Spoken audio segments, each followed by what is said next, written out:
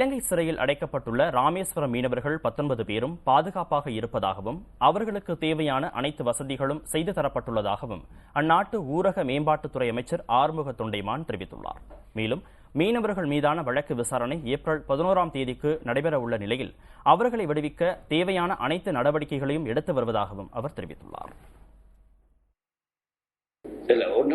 நான் இப்ப அரசாங்கத்திட்டையும் பேசிக்கிட்டு இருக்கேன், அட்டார்னி ஜெனரலுக்கும் பேசிக்கிட்டு இருக்கேன், அவங்களுடைய கேஸ் என்ன மாதிரின்னு பாக்குறதுக்கு. அதே நேரம் எங்களுடைய பாராளுமன்ற உறுப்பினர் வழக்கறிஞர் திரு ராஜதுரையை பணிப்புரை பண்ணியிருக்கேன். அந்த வழக்குல போய் இன்டர்வியூ பண்ண சொல்லி. தமிழக மீனவர்கள் இலங்கை கடற்படையால் தொடர்ந்து கைது செய்யப்படும் விவகாரத்துக்கு இரு நாட்டு அரசுகளும் மீண்டும் பேச்சுவார்த்தை நடத்தினால் மட்டுமே தீர்வு காண முடியும் என்றும் இலங்கை ஊரக மேம்பாட்டுத்துறை அமைச்சர் ஆறுமுக தொண்டைமான் தெரிவித்துள்ளார். இதை தடுத்து நிறுத்துறது முடிவு பண்ண வேண்டியது ரெண்டு அரசாங்கம். அதனால ரெண்டு அரசாங்கமும் ஒன்னும் உட்கார்ந்து பேச்சுவார்த்தை நடத்தினாதான் இதுக்கு ஒரு முடிவு வரும்.